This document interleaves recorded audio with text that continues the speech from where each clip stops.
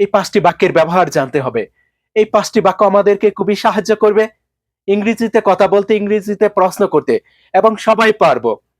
এখানে শুরুতে যে বাক্যটি রয়েছে, যখন কাউকে জিজ্ঞাসা করি যে তুমি কি জানো কে কাজটা করতে পারতো? তুমি কি জানো কারা কাজটা করতে পারতো? তুমি কি জানো কে যেতে পারতো? তুমি কি জানো কারা খেলতে পারতো? এরকম শত শত প্রশ্ন সবাই ইংলিশে করতে পারবো। ডু ইউ নো, শুরুতে বলবো ডু ইউ নো, তুমি কি জানো, এভাবে জিজ্ঞাসা করব। হু মানে কে অথবা কি কারা। কুড ডু, যখন জিজ্ঞাসা করব কে কাজটা করতে পারতো, কারা কাজটা করতে পারতো, সেই ক্ষেত্রে হু এরপরে হবে কি কুড, হু কুড। তারপরে ডু এর পরিবর্তে যে কোনো ভার্বের শুধু প্রেজেন্ট রূপটা বসিয়ে দিব, তাহলেই হবে। ডু ইউ নো, তুমি কি জানো, হু কুড ডু, তুমি কি জানো কে করতে পারতো অথবা কারা করতে পারতো, সেই ক্ষেত্রে হু কুড, কে করতে পারতো অথবা কারা করতে পারতো, সবাই পারবো। এখন যদি জিজ্ঞাসা করি তুমি কি জানো কে যেতে পারতো অথবা কারা যেতে পারতো, সেই ক্ষেত্রে ডু বাদ দিয়ে হবে কি গো। খুবই সহজ কিন্তু। ডু ইউ নো, তুমি কি জানো, হু কুড গো, কে যেতে পারতো অথবা কারা যেতে পারতো, সবাই পারবো কিন্তু, খুবই ইজি। ডু ইউ নো, তুমি কি জানো, হু কুড প্লে, কে খেলতে পারতো অথবা কারা খেলতে পারতো, সেই ক্ষেত্রে ডু এর পরিবর্তে হবে কি প্লে। এরকম যত ভার্বের প্রেজেন্ট রূপটা রয়েছে তাকে ডু এর পরিবর্তে বসিয়ে দিব, তাহলেই হবে। Do you know who could, কে পারতো অথবা কারা পারতো, সেই ক্ষেত্রে হু কুড। ক্লিয়ার? নেক্সট, যদি কাউকে জিজ্ঞাসা করি যে তুমি কি জানো কাদের কাজটা করা উচিত অথবা কার কাজটা করা উচিত, সেই ক্ষেত্রে শুধু কুড এর পরিবর্তে হবে শুড, আর সব ঠিক থাকবে। ওকে, ডু ইউ নো, তুমি কি জানো, হু শুড, কার উচিত অথবা কাদের উচিত, ডু এর পরিবর্তে এরকম ভার্বের প্রেজেন্ট রূপগুলি শুধু বসিয়ে দিব, তাহলেই হবে।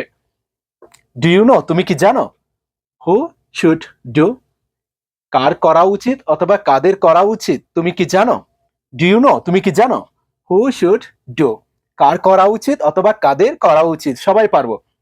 ডু ইউ নো, তুমি কি জানো, হু শুড প্লে, কার খেলা উচিত অথবা কাদের খেলা উচিত, সেক্ষেত্রে হু শুড, কে করতে পারতো অথবা কারা করতে পারতো, হু কুড। খুবই সহজ কিন্তু।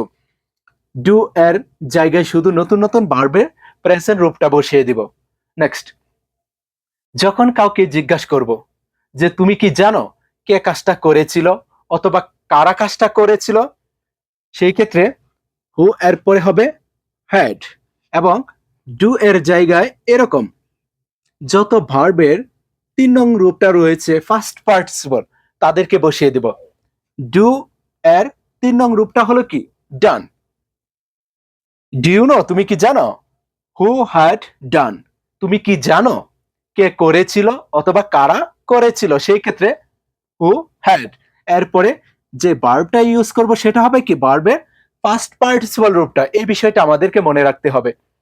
এখানে যে কোনো ভার্বের যে 3 নং রূপটা রয়েছে, গো এর জায়গায় হবে কি গন, প্লে এর পরিবর্তে হবে কি প্লেড। ক্লিয়ার? ইট থাকলে হবে কি ইটেন, খুবই সহজ। রাইট থাকলে এখানে বলবো কি রিটেন। ডু ইউ নো, তুমি কি জানো, হু হ্যাড ডান, তুমি কি জানো কারা করেছিল অথবা কে করেছিল।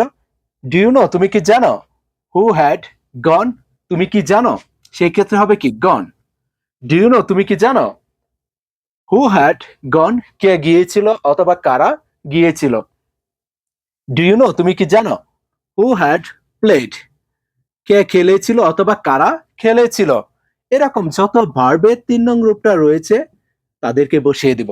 ওকে, নেক্সট, যদি কাউকে জিজ্ঞাসা করি তুমি কি জানো কে কাজ কাকে কাজটা করতে হবে অথবা কাদেরকে কাজটা করতে হবে, তুমি কি জানো কাকে যেতে হবে অথবা কাদেরকে যেতে হবে, তুমি কি জানো কাকে খেলতে হবে অথবা কাদেরকে খেলতে হবে, সেই ক্ষেত্রে do you know who have হবে যখন জিজ্ঞাসা করব তুমি কি জানো কাদেরকে কাজটা করতে হবে, কাদেরকে যেতে হবে, কাদেরকে খেলতে হবে, সেই ক্ষেত্রে হু হ্যাভ, হু হ্যাভ।